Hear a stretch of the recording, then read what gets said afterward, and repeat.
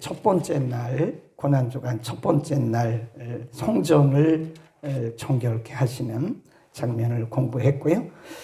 오늘 두 번째 날인데 권위에 대한 항의라고 그럴까요? 예수님의 권위에 대해서 도전하는 유대교 지도자들. 23절에 보면 예수께서 성전에 들어가 가르치실세, 거기 줄급시다. 대제사장들, 백성의 장로들. 이 사람들이 누구냐면 유대교 최고 지도자들이에요. 오늘날로 말하면 가장 종교성이 강한 사람들이에요. 그러니까 여러분, 우리가 분명히 알아야 할 것은 복음이 들어가면 사람이 거듭나고 영성이 살아나요. 그런데 복음이 들어가지 않으면 아무리 종교적인 활동을 해도 영성이 살지 않습니다. 영성과 종교성은 달라요. 그러니까 복음이 안 들어가니까 이 종교 지도자들이에요. 그냥 본인들은 자신들이 지도자, 영적인 지도자라고 생각하는데 영적 지도자 아니에요. 그러니까 복음이 안 들어가면, 오늘도 마찬가지. 오늘날도 아무리 지도자인 것 같지만 복음이 들어가지 않으면 그 영적 지도자 아닙니다. 종교 지도자다. 그러니까 왜 이런 현상이 나타나느냐 이거예요. 이 사람들이, 유대교인들이 수천 년 전부터, 수백 년 전부터 전통적으로 메시아를 기다리고 있었는데 메시아 오셨잖아요. 메시아 지금 활동하고 계시잖아요. 그런데 아직도 누군지 모르고 뭐라고 얘기를 해요? 거기 보세요. 말하기를 내가 무슨 권세로 이런 일을 하느냐? 또 누가 이 권세를 주었느냐? 물어봐요. 당신이 뭔데 성전에 들어와 가지고 성전을 정결케 하고 이 성전이 어떤 성전인데 여기 와 가지고 다 엎고 이런 일을 당신이 합니까? 그런 얘기예요. 여기서 우리가 잘 보셔야 돼요. 예수님은 어제도 말씀드렸지만 성전에서 그런 일을 할 때에 이 사람들이 와 가지고 막 와서 또 항의하고 그래요. 그때 예수님께서 어떻게 했다고 그랬어요? 베다니로 피하셨잖아요. 그게 지혜입니다. 여기도 예수님께서 이 바리새인들 또 유대교 지도자들이 무슨 권세로 이런 일을 하냐고, 그러면 예수님이 내가 메시아야 이렇게 한 말씀 하시면 끝나는 거 아니에요? 근데 예수님은 불필요한 답을 안 하세요. 이게 예수님의 지혜입니다. 우린 여기서 예수님의 지혜를 배워야 돼요. 불필요한 논쟁은 할 것도 없고요. 불필요한, 이해하지 못하는 사람들과 불필요한 논쟁을 하면요, 시간 낭비입니다. 허비입니다. 그러니까 예수님 뭐라 그러냐면, 그러면 나도 물어보겠다. 이게 지혜예요. 예수님의 지혜. 누가 당신에게 이런 권세를 누가 줬어요? 이런 권세가 어디서 나왔어요? 나 대답 안 할 거야. 그 대신 나도 너희에게 물어볼게. 이렇게 물어보시는 거예요. 거기 보세요. 24 시작. 예수께서 대답하시되 나도 한 말을 너희에게 물으리니 너희가 대답하면 나도 무슨 권세로 이런 일을 하는지 이르리라. 요한의 세례가 어디로 왔느냐? 하늘로서냐 사람에게로서냐? 예수님이 그들 스스로 답을 할 수 없도록 입을 막은 거예요.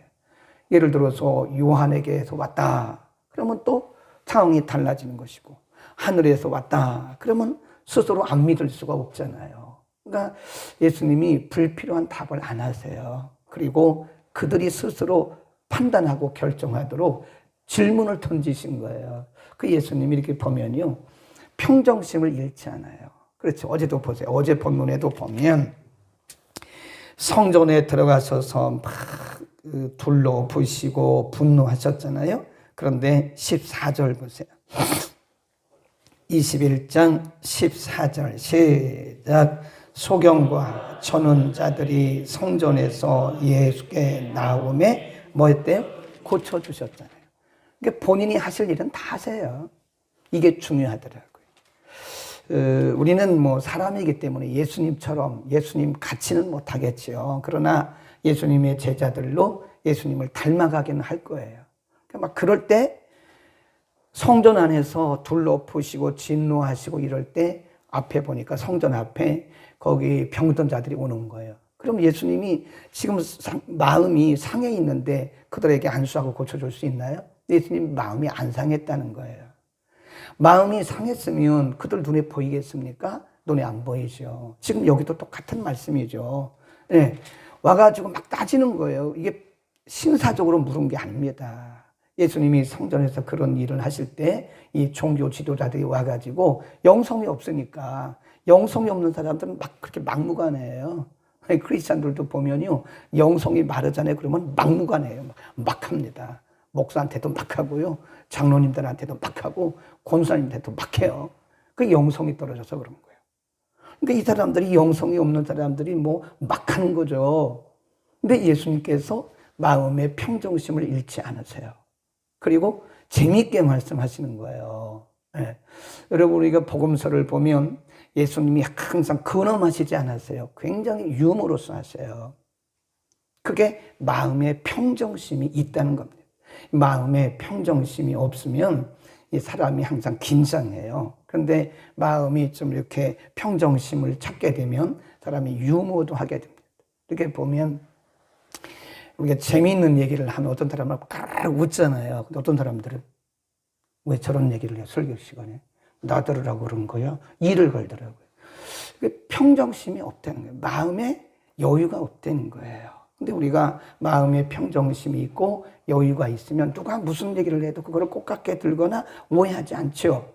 그리고 거기 내가 막 분노하지 않죠. 이게 굉장히 중요해요. 우리 안에 복음이 있고 우리 안에 성령이 계시면 우리는 어떤 상황 속에서도 당황하지 않고 분노하지 않는 거죠. 그러니까 여러분, 우리가 어떤 사람의 말에 대해서 분노한다는 것은 내 마음에 평정심이 없다는 거예요. 지금 내가 여유가 없다는 겁니다.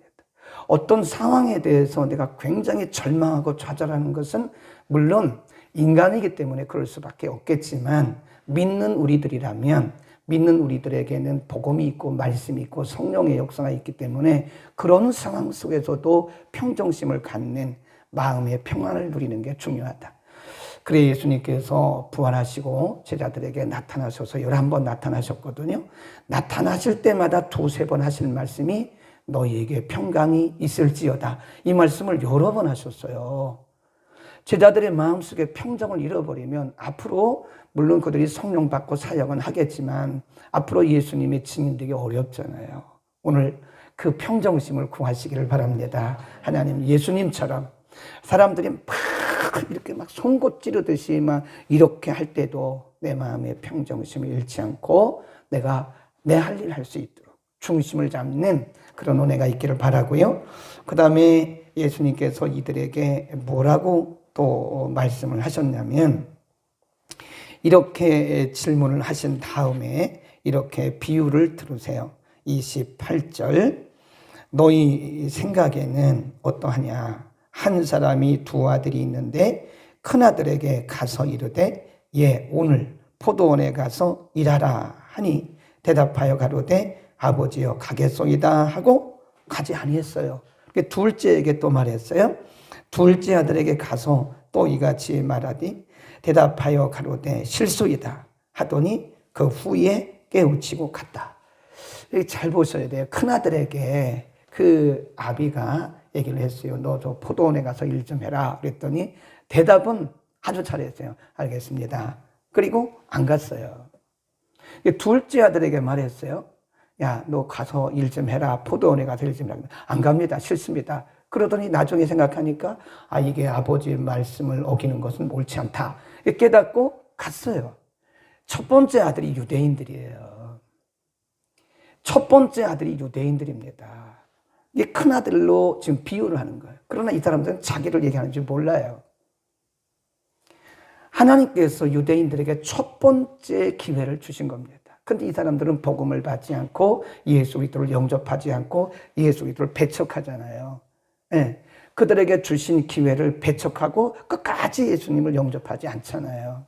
그런데 그 뒤에 둘째 아들이 이방인이거든요.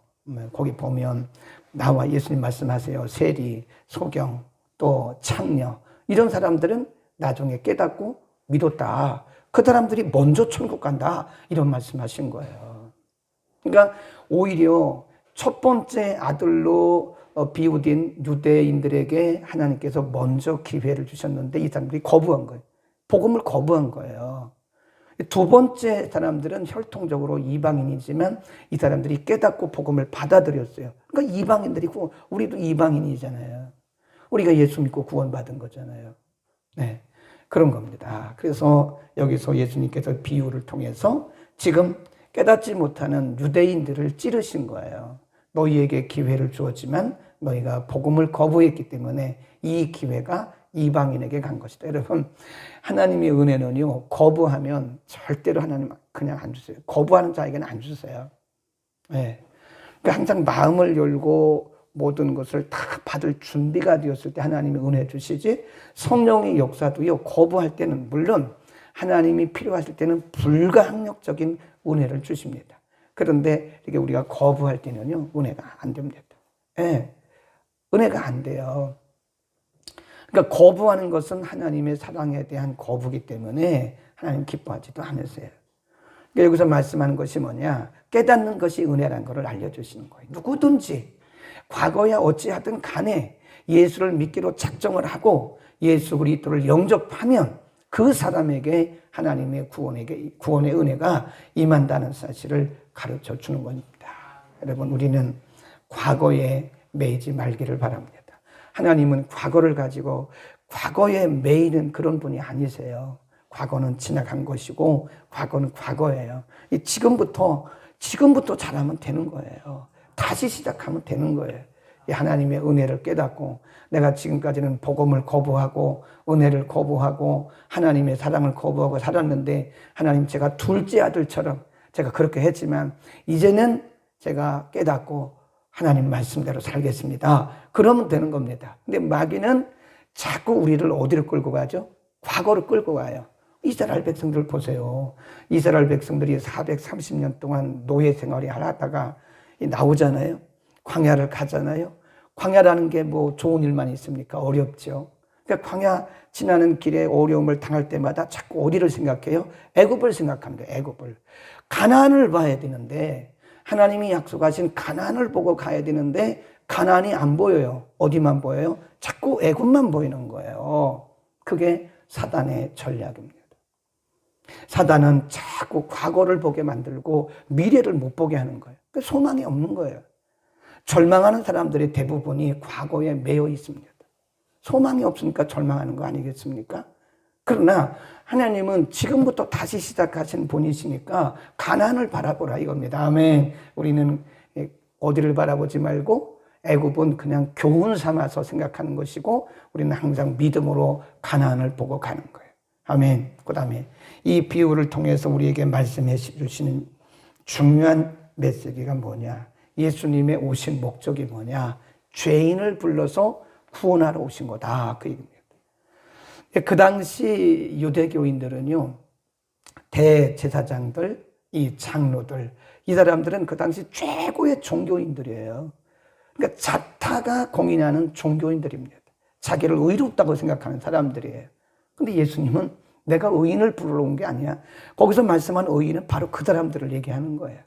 내가 이런 사람들을 구하러 온 게 아니야. 네, 나는 죄인을 불러서 회개케 하고 회개하는 영혼들을 구원하기 위해서 온 거야. 예수님 오신 목적이 그겁니다. 그러니까 유대인들은 착각하고 살아가는 거예요. 자기들이 종교에 빠져 있으니까 의롭다고 생각하는 거예요. 여러분, 절대 종교의 영에 사로잡히면 안 됩니다. 자, 이렇게 보면 기독교인들 가운데서도요, 종교의 영에 사로잡힌 자가 있어요. 영성이 없어요. 예배도 세리머니 하는 거지 정말 하나님과 만나는 그 인카운트 하는 그런 예배가 아니더래요. 세리머니 예배 드리지 마세요. 종교인에 빠지면 우리는 썬데이 크리스찬입니다. 우리가 한 번 예배를 드려도 그분과의 만남이 있는 그런 예배를 드려야죠. 그분의 임재 속에 들어가는 그런 예배를 드려야죠. 그저 예배 한 번 드리고 나 오늘 주일 지켰다? 그게 뭔 주일 지킨 겁니까? 왔다 출석한 거지. 종교 여행에 사로잡힌 사람들이 많아요. 제가 볼 때. 그래서 16세기, 15세기 기독교 개혁운동이 일어났잖아요. 그 캐치프레이즈가 뭐냐면 Back to the Bible이에요. 성경으로 다시 돌아가자. 그때 당시 우리가 15세기 말 16세기 보면요. 다 종교 여행에 사로잡혔어요. 로만 캐톨릭. 보면 뭐 의식 행하고 얼마나 고추장스럽습니까? 주렁주렁 매달고 의식 행하고 뭐 앉았다 일어났다 별걸 다 해요. 그런데 그 안에 복음이 없더라요. 말씀이 없더라요. 그러니까 그걸 누가 봤냐? 칼빈이 본 거예요. 조인길리가 본 거예요. 낙스가 본 거예요. 뭐 이런 분들이 동시다발적으로 유럽에서 뭐 독일에서 프랑스에서 막 동시다발적으로 보고 이거 안 되겠구나. 우리가 다시 성경으로 돌아가자. 그래서 그게 기독교 개혁운동입니다. 저는 오늘날도 그런 개혁운동이 영적 개혁운동이 일어나야 된다고 생각하는 사람 중에 하나입니다. 우리가 잘못하면 우리도 모르는 가운데 매너리즘에 빠져요. 종교적 타성에 젖어요. 내가 크리스찬이다. 크리스찬 맞죠? 그런데 내 안에 복음이 있느냐 이게. 내 안에 예수 그리스도께서 인격적으로 계시느냐 이게. 내가 예수 그리스도를 인격적으로 만났느냐 이게. 나는 정말 살아있는 예배를 드리는 예배자인가? 이게 중요한 거예요. 오늘 저녁에, 저녁 아니죠? 새벽이죠? 오늘 새벽에 여러분 큰 영적인 도전을 받기를 바랍니다. 한번 보겠습니다. 누가복음 5장 32절에 그런 말씀이 있어요. 누가복음 5장 32절에 97년 전후에 시작. 내가 의인을 부르러 온 것이 아니요 죄인을 불러 회개케 하려 왔다. 그 예수님이 오신 목적이 그런 유대인들 그냥 의로운 척하는 사람들 부르러 오신 게 아니에요. 죄인들, 세리, 창기 이런 그 당시에 죄인이라고 여겨지는 버려진 것 같은 그런 사람들을 불러서 회개하고 그들에게 생명을 주기 위해서 오신 것이다. 그래서 교회는요 문턱에 높으면 안 돼요. 교회를 너무 문턱 높이 하면 진짜 문턱이 아니고 너무 교회가 의로운 사람들이 오는 것처럼 말하지 말라 이거예요. 네. 우리 교회는요 한 달에 한 번씩 오는 아주 단골 손님이 있어요. 이분은 딱 앉아서 보통 오면 이렇게 노크하거든. 노크도 안 하고 목장실 문 열고 목사님 5,000원 주세요 그런 사람이 있어요. 네. 처음에는 이 친구 혼냈어요. 멀쩡해가지고 왜 5,000원, 뭐 5만 원도 아니고 5,000원 그거 받으러 오느냐고. 한 달에 한 번씩 정확하게 와요. 몇 달 동안 안 오더니 그 한목에 다 달라고 하더라고. 한목에 다 달라요. 몇 달 동안 못 왔으니 그 몇 달 그 한목에 다 줬어요. 그 사람이 이렇게 가만히 보니까요 아는 게 많아요. 뭐 자기가 무슨 교회도 가봤고 무슨 교회도 가봤고 뭐 다 얘기도 해요. 무슨 목사님도 알고 또 유튜브로도 보고 별걸 다 알더라고요. 근데 잘 모르겠어요. 이번에 예수를 만났는지 정말 예수를 만났으면 그렇게 하겠나. 뭐 만날 수도 있겠죠. 상황이 그러니까 그럴 수도 있지만 어쨌든 그런 분도 편하게 와야 돼요. 그런 분 왔다고 저 마약 중독자 아니냐고 막 그러면 안 됩니다. 아니 예수님 그분 불러서 회개시키고 구원하시러 오신 건데 우리들끼리 모여가지고 뭐 그러면 되겠습니까? 그 외에 문턱을 높이면 안 돼요. 누구나 올 수 있어야 되는 거예요. 아멘. 그러니까 아무나 오라는 거예요. 그런 거 있잖아요. 아무나 오게 아무나 오게 그런 찬송도 있어요. 요즘에 그런 찬송 안 부르더라고요. 누구나 와도 좋소 아무나 오게 아무나 오게 그 우리말 찬송은 있습니다. 그러니까 우리가 너무 테두리를 두르고 뭐 이렇게 무슨 동호회처럼 우리가 아니면 안 된다고 하는 것처럼 그런 생각하지 말라는 거예요. 예수님이 오신 목적이 바로 그런 분들 잃어버린 영혼들을 구원하러 오셨는데 그 외에 문턱을 높여놓고 여기 공부 많이 한 사람만 와야 된다. 여기는 돈 있는 사람만 와야 된다. 여기는 뭐 어떤 사람만 와야 된다. 그런 게 어디 있습니까? 교회는 만민의 기도하는 집이에요. 그 만민이란 말이요. all souls입니다. 모든 영혼들이 다 올 수 있는 곳이고 모든 영혼들이 와서 기도하는 곳이 하나님의 성전인 겁니다. 아멘. 정확하게 시간을 끝내야 출근하시죠? 기도하겠습니다.